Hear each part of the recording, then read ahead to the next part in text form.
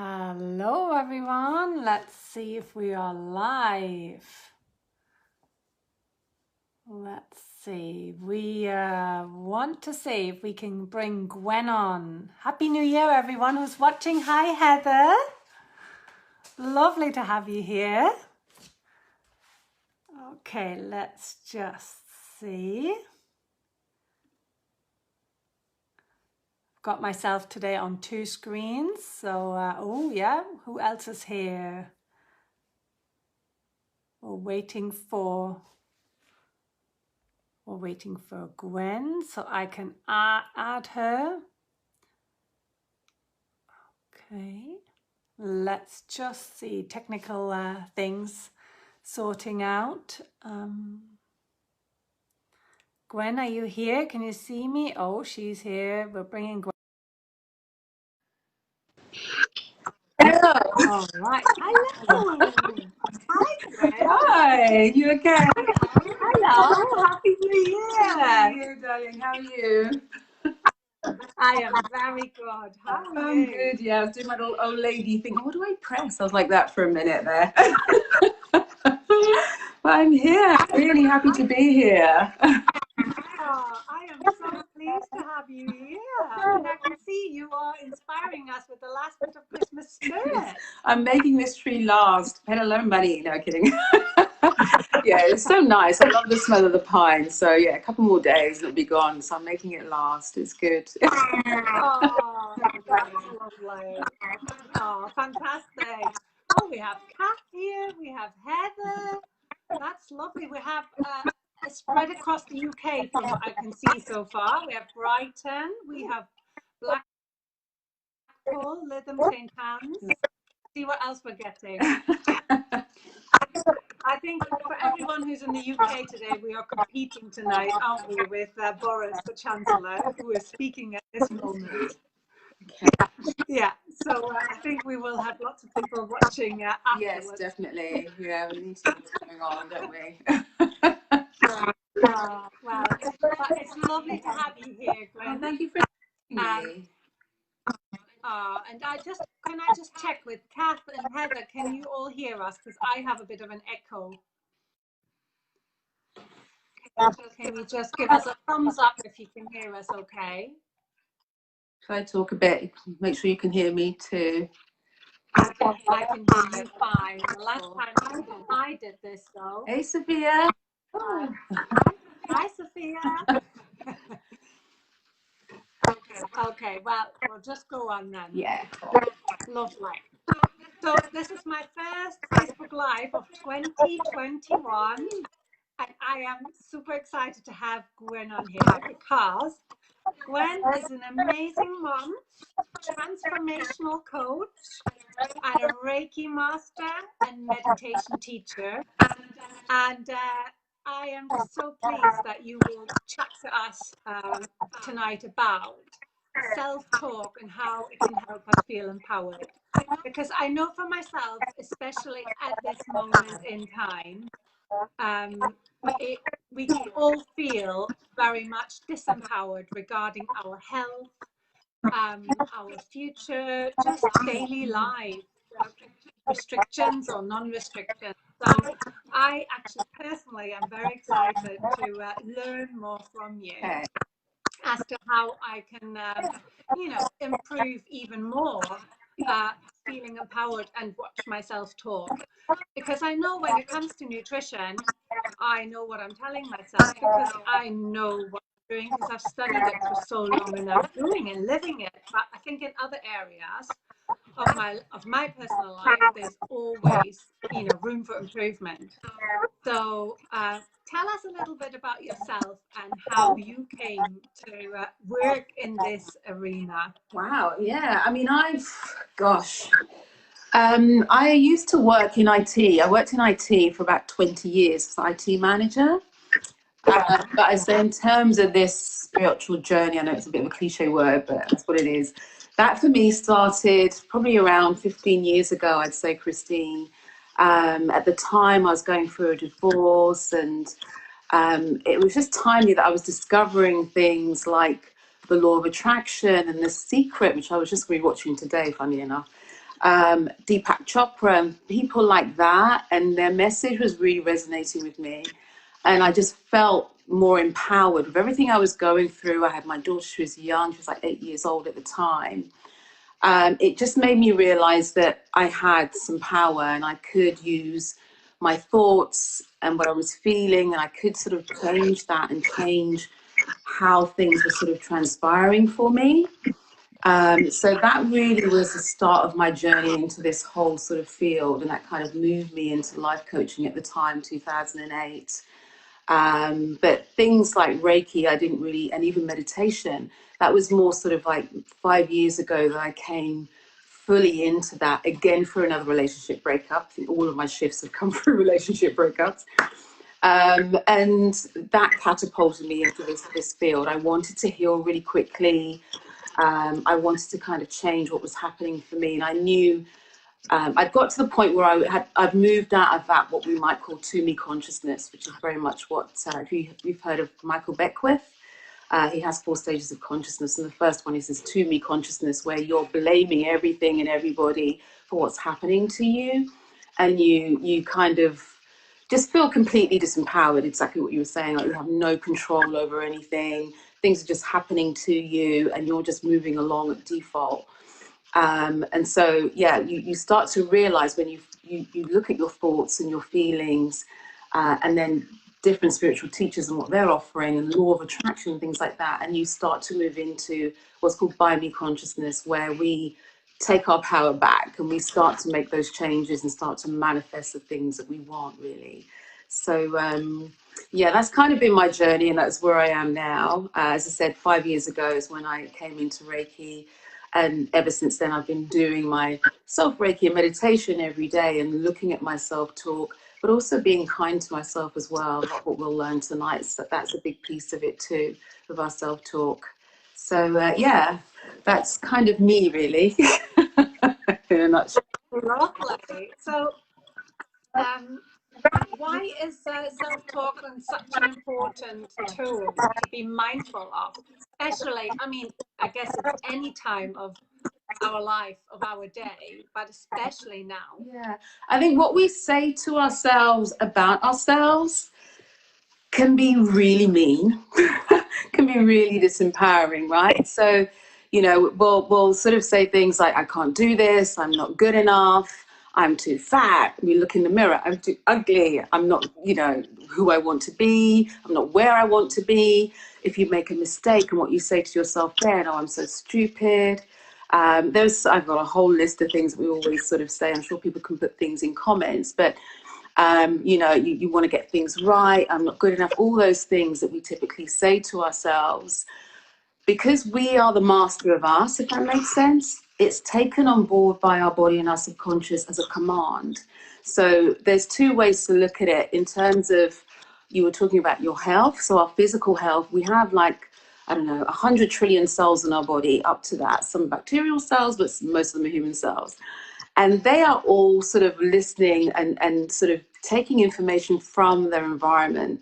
So when they're hearing us repeatedly saying things like that, you're not good enough, you're stupid, you're never going to amount to anything, you're not as good as that person, you're not going to get anywhere, it's taking it as true, Christine. It's taking it as true because it's coming from us, the master of ourselves. So it's taking it as a command. And so we're putting ourselves in this kind of stressful state where our body, our cells don't want to thrive. They want to protect us. They want to freeze, conserve energy. So they're not thriving, they're not repairing, they're not growing, they're not multiplying. So we're causing sort of damage to our health with this negative talk as well. But the bigger, more spiritual picture is our subconscious mind, which I should say, is so, so powerful. And if we don't consciously look to connect to our subconscious, it goes out, again, it thinks everything we say is true. No matter what we say, because we're saying it, it takes it as true. It doesn't sort of sit there and negotiate and analyze and reason. Because we're saying it, it takes it as true. So it takes what it sees in reality, and it's aware of everything, because the subconscious is super powerful. We're probably only consciously aware of 5% of our reality. Subconsciously, there's a lot more going on. But what it does, it takes all that information surrounding us, from our environment, about us, and it distorts it, it kind of twists it, it deletes what isn't relevant. It just basically distorts it so it matches what we believe about ourselves. So then our reality matches that belief. Until we can change that belief and that thought about ourselves, that's what we'll present with. We'll see people that match that and validate that.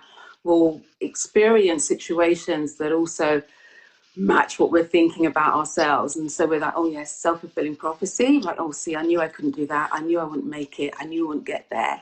So it's really important that we start to put things in place to shift that mode of thought, you know, break that cycle, that pattern of thought, and kind of deactivate those neural pathways in the brain that's been created because we keep firing the same thought about ourselves. I'm not good enough. I can't do this. This isn't for me. And I'm not like them, and all the things that we say to ourselves. So, yeah, that's really, we need to kind of get hold of that and shift it and start thinking more empowering thoughts in order then to see a different reality, also experience better health, everything else. So everything is affected by what we're thinking. It's radiating out there and bringing back to us, reflecting back to us what we believe. So that's to change. I totally hear you. And actually, it's really interesting to hear your approach from the 100 trillion cells, because that's exactly how nutritional healing, which I studied for the last 3 years, has approaches health, because we go from a cellular level and we start to unravel health from that point of view. But obviously, well, very much so on a holistic level. So mental health and self-talk comes into it, but obviously mainly look at nutrition and how to empower the body to have a strong mind. But yeah, it's super interesting what you're saying. So what are some tools that you can give us tonight that will help us to improve our self-talk? Yeah, I think I've got 4 things to share. The first one is just by becoming aware of what you're saying or thinking about yourself to yourself. And I think even after listening to this, you'll start to become more aware of that, even as you're going through your evening. And tomorrow, you'll start to realize just how much of your thought is tipped towards the negative side. So that's the first thing. To become aware is to become more conscious, right? So that's kind of what's happening when we do that. Yes. The second thing I'd recommend, and quite a simple thing to do, but it kind of takes it out of your head and puts it on a piece of paper so you can actually see that, is to grab a piece of paper or your journal if you like journaling, and just draw a line down the middle, a vertical line down the middle. And then on the left-hand side, just write all the negative things you say to yourself about yourself. So what do you say to yourself when you first wake up in the morning, when you look in the mirror particularly? When you make a mistake, what do you say to yourself? When things don't go right, what do you say to yourself? End of the day, just generally, that you'll have things that you repeat quite often in your mind about yourself. So you're using the left-hand side of the paper just to write all those things down. Then you're going to change all of those on the right-hand side. So you're just going to write the counter statement to each one of those things. And it doesn't have to be super, super extreme. I had a client who, I'd say to her, just maybe try and say, instead of saying, oh, I look awful, when you're looking in the mirror, just say, I love myself, which is something that Louise Hay wants us to do. But she couldn't reach that far. So what she had to settle for, which is absolutely fine, is I'm okay. I'm fine. So it doesn't have to be the super, super extreme. Yeah, you just want to counteract that negative statement that kind of settles everything down a little bit, soothes everything down. I often advise people to start self-soothing themselves and coaching themselves and being their own best friend. So you don't have to go to that extreme. But you're just going to have, so you'll have 2 lists, one with the negative, one with the positive, and you're kind of looking at that daily and reading it. So what's happening there is you're now starting to train your brain. Every time you say the negative, the positive should start to come up. After a few days, the positive will start to come up automatically. And then I would say after about 3 days, 4 days, you can cross out everything on that negative side and just focus on the positive side. So it's a nice way of integrating it and getting your subconscious to sort of accept it. by kind of looking at both initially and then just focusing on that positive. So that's like the first exercise I would sort of ask people to kind of have a look at. But it's very revealing when you start doing it. Oh my God, I do say that about myself. The next thing I would say, I've just touched on anyway, is the mirror work. So Louise Hay from Hay House Publishing, she's passed away now, but a lot of the spiritual books you read, self-help books you read, they're usually published by Hay House. And she was a great sort of person to sort of talk about, you know, self-love and saying, I deeply and completely love and accept myself whenever you looked in the mirror. And we look in the mirror quite frequently, at least twice when we're brushing our teeth and maybe when we're getting ready, doing our hair. So it's a nice time to give yourself a little bit of love and say something positive. That same client I spoke about who had a problem saying, I love myself, and just said, oh, I like myself, you're all right. She basically would take ages to get ready. She just wasn't happy with anything she used to put on, you know, and her boyfriend would be waiting for her downstairs. She'd take ages. And she came back to me after a couple of days of doing this exercise, bit of mirror work. She's like, Gwen, I got ready in 5 minutes the other night. I just couldn't believe it. Just 5 minutes. Yep, fine, you look great. And when, so it works. It works really quickly. But we need to be able to kind of give that love to ourselves. So that's the second thing, the mirror work, I'd say for sure. Oh no, that's the third thing, because we've got we've got the dividing your page and doing both of them. Then we've got the mirror work, and then the final thing I'd say would be affirmations, which are statements which you say in the present tense in a positive way about yourself. You put yourself in there. So, you know, instead of saying, I'm rubbish, I can't do this, I'm more than enough, I'm more than capable. You know, I can do what I want to do.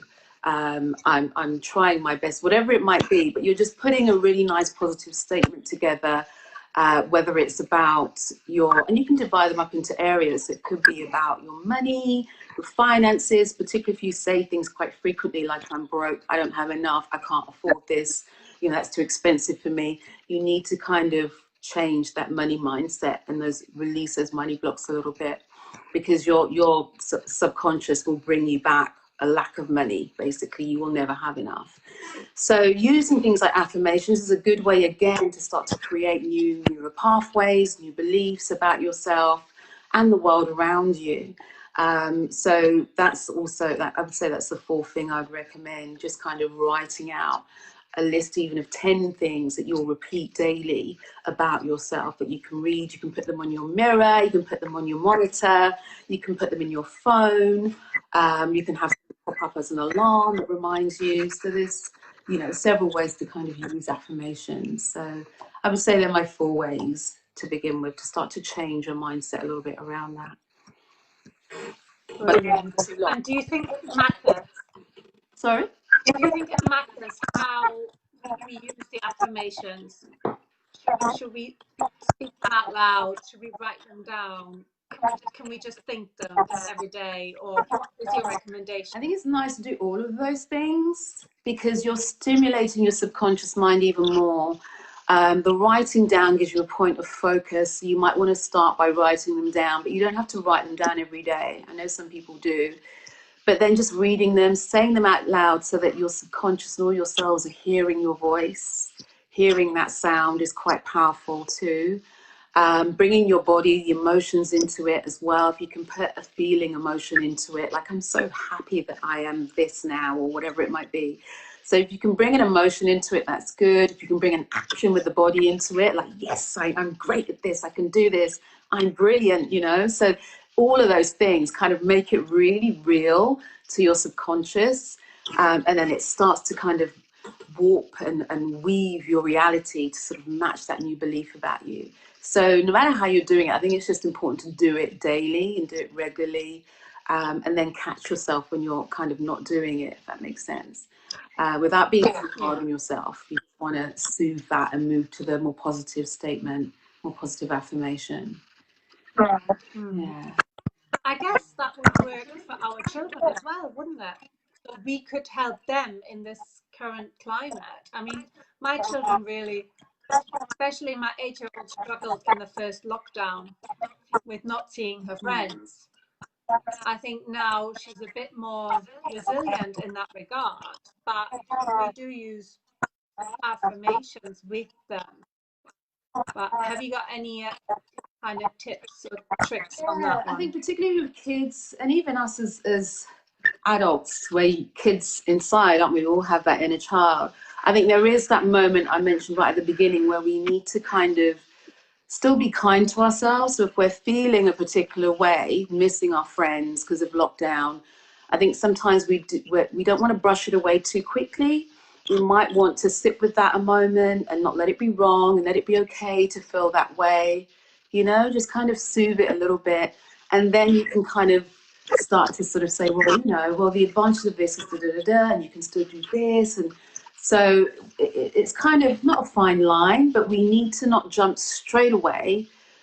Self-talk and self-belief can sometimes be different, particularly if there's a strong emotion behind it. If there's a strong emotion behind it, it's slightly different to our general self-talk, if that makes sense. If I'm just saying, oh my God, I'm rubbish at maths, I can't do this, I'm broke, there may not be a trigger, strong emotion behind that.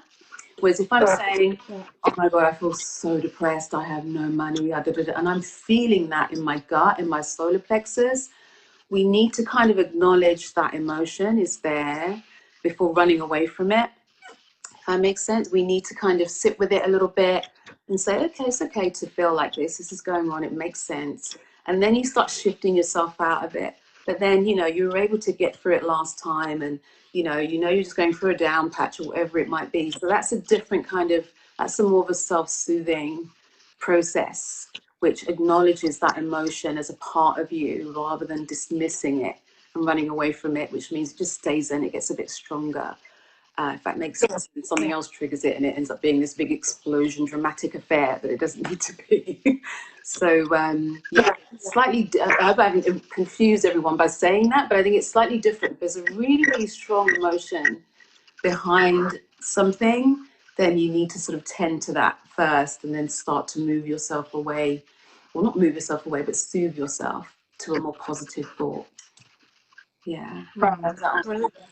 So what is it that you offer that maybe the viewers tonight could join in? Because I know you do meditation classes, free ones, and even corporate ones. So is there anything that, you could tell us about what you're doing that people could join in? Yeah, at the moment, I mean, lockdown has put a hold on some of the, because I teach Reiki as well as a Reiki master, and that's sort of on hold at the moment, but they're on my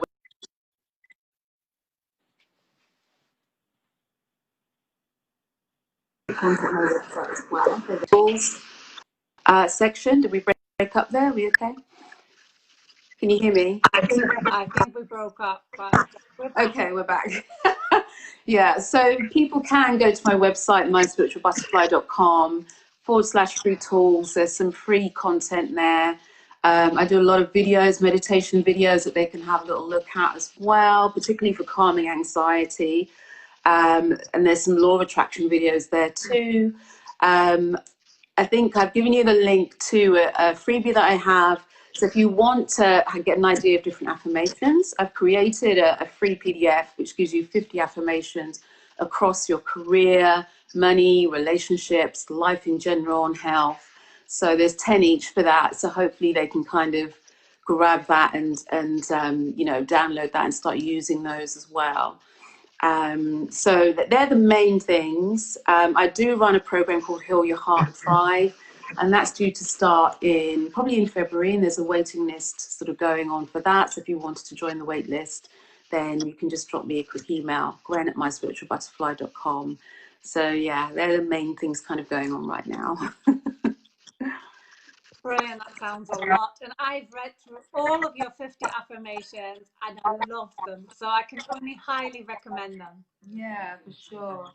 I can see it. Does anyone else have any? I've read through all of your 50 affirmations and I love them. So I can only highly recommend them. Yeah, for sure. So we have a question from Maria. Can you see it, Gwen? I can see it, yeah. How long would you recommend this practice to see results?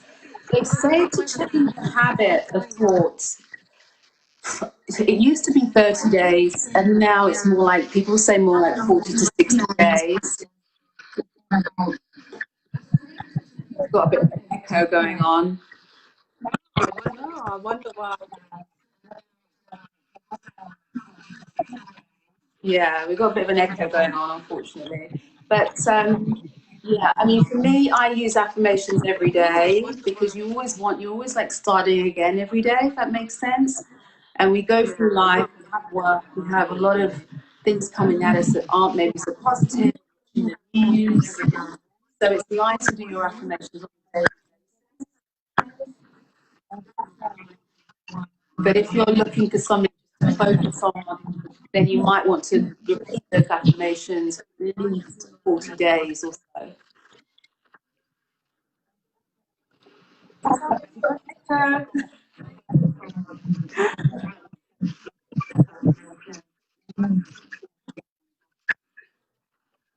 That is very bizarre. I'm not even saying anything, and I can hear myself.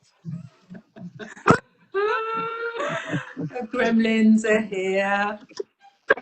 Gremlins are here, yeah, challenging me again on one of my Facebook lives. I hope that answered your question, Maria. I hope that makes sense.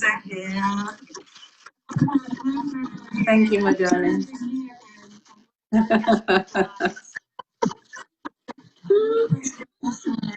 It's so good you're getting it twice.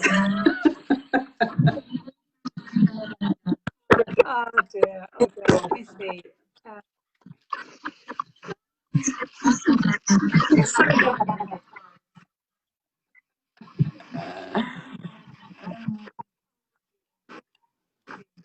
The gremlins are truly here. They're moving in. Oh, bless you.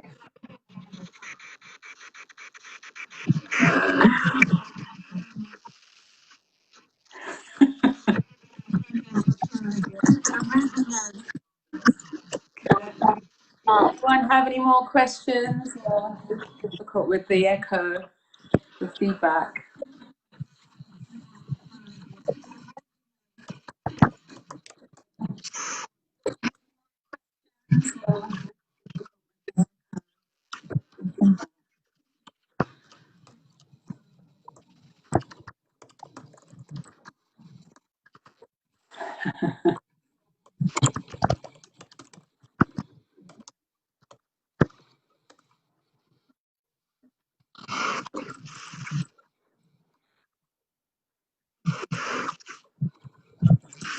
What's my daily routine for positivity? Wow.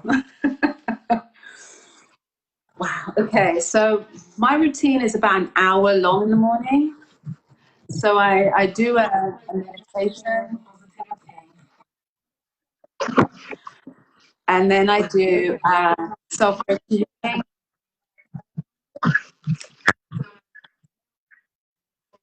and then I do my journaling, and my journaling is about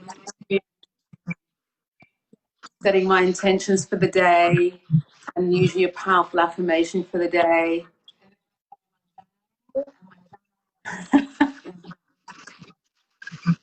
And then finally, 10 minutes of some kind of exercise, yoga or a HIIT workout, and then I'm done. Brilliant. Thank you so much, Gwen. I think we're going to wrap it up now and send the gremlins to bed. Yes, definitely. Oh, bless you. Thank you, everyone who's come to watch. Thank everyone who's going to stick with us in the replay. And thank you so much, Gwen. It's such a pleasure to talk to you. And I've really learned something, so I've loved it. Thank you so much. My darling, it was a pleasure talking to you. Thank you, everyone, for joining.